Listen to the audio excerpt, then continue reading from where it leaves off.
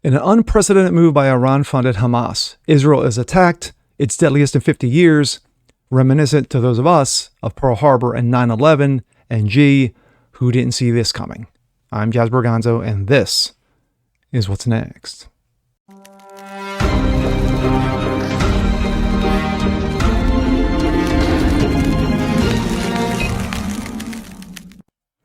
What's up, everyone? Jazz Borganzo. What's next? Your daily dose. Hope you guys are feeling good today on this Sunday. This is the weekend edition.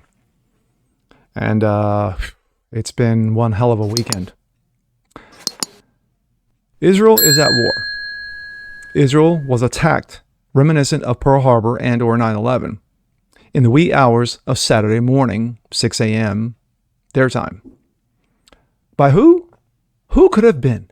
Who could have been the state sponsor of all this deadly force? That would be one Iran. Yes, one Iran, who funded Hamas, and Hamas did a sneak attack, if you will, against Israeli citizens. But was it a sneak attack? Was this thing planned out for who knows how long? We're finding out little by little, but in the meantime, here's what's going on. And here we go. This comes out of the Jerusalem Post. Israel at war. More than 300 dead as the Israeli Defense Force fights back. Over 1,500 people were wounded, the health ministry says. The IDF confirms Hamas has hostages. Rockets are fired towards Israel in the northern Gaza Strip, as seen from Aklon, southern Israel. Israel at war. Hamas invades, holding hostages in southern communities. The death toll rose to 250 Saturday night, with more than 1,500 injured. Hamas stunned Israel in the early wee hours of Saturday morning with the most damaging surprise attack on land, sea, and air that Israel has faced in decades, some citing since 73 and or the 48 wars.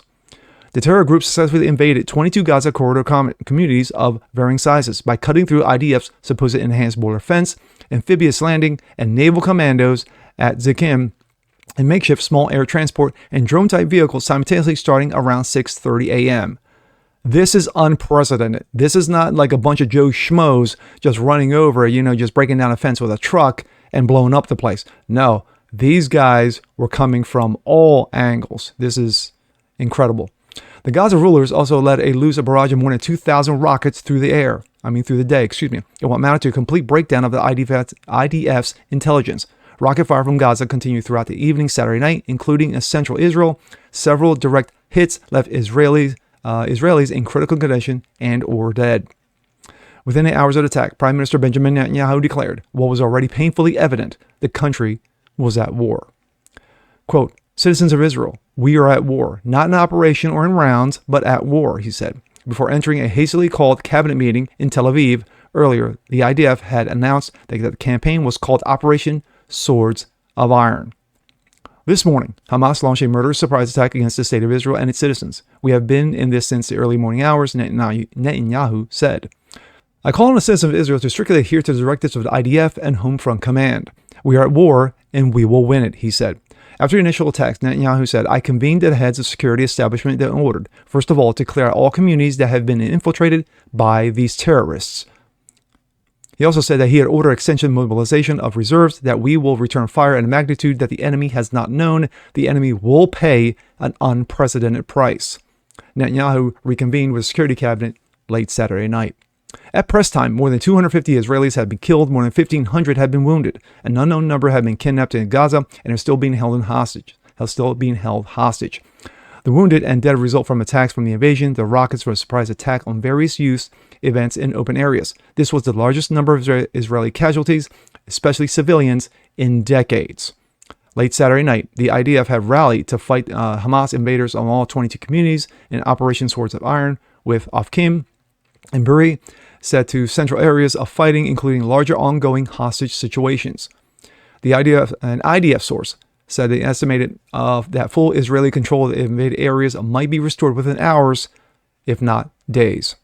The IDF has also undertaken an unknown number of counter airstrikes, but more importantly has moved 31 brigades into the area and is mobilizing 4 full reserve divisions into the area, one of the largest reservist mobilizations in decades. About 80,000 reservists were called up during the 2014 Gaza war.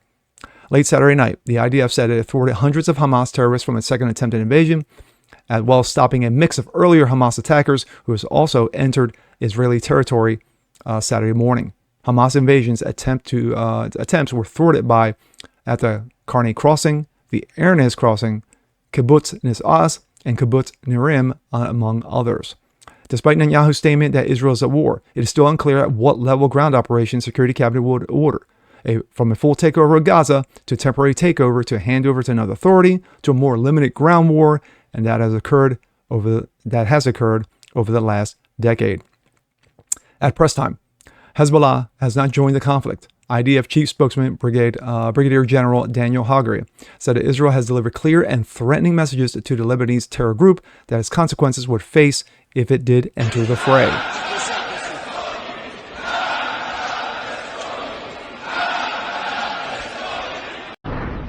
Right now, a massive barrage of rockets coming off of the Gaza Strip. This is an effort by Hamas and Islamic Jihad to overwhelm Israel's missile defense system.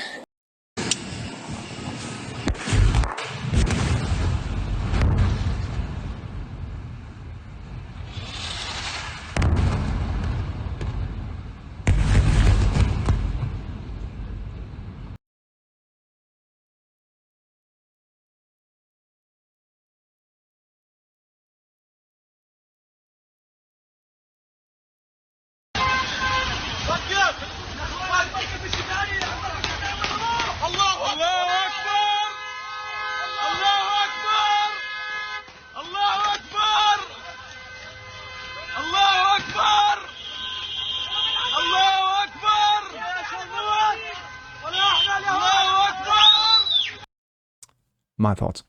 This is insanity. This is ridiculous. But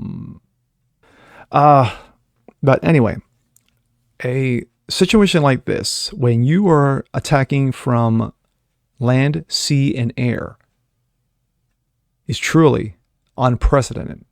Hamas never had this ability before. But then again, when you've had billions of frozen assets recently released, that'll be in my next video. Not surprising. We'll probably go to find out more how long this was planned out. Because more than likely, this was months in planning. This is not something you do over the weekend. This is something that's been taken critical steps by Iran to fund Hamas and to push this forward. But Israel and its IDF forces is no joke. They're no laughing matter. These guys do not want to be fucked with. These guys don't want to be fucked with these guys. Guess what? You fucked around. Now you're going to find out. And God bless Benjamin Netanyahu. To the people of Israel, our prayers, our thoughts with them. But we're just seeing the beginning of this. And just wow. Just wow. And with that being said, I'm Jazz Berganzo. This is What's Next. Want to see more like this? Please leave a comment below. Like it, share it, subscribe to it, hit the notification bell so you guys never miss a thing. And we'll see you next time. Peace.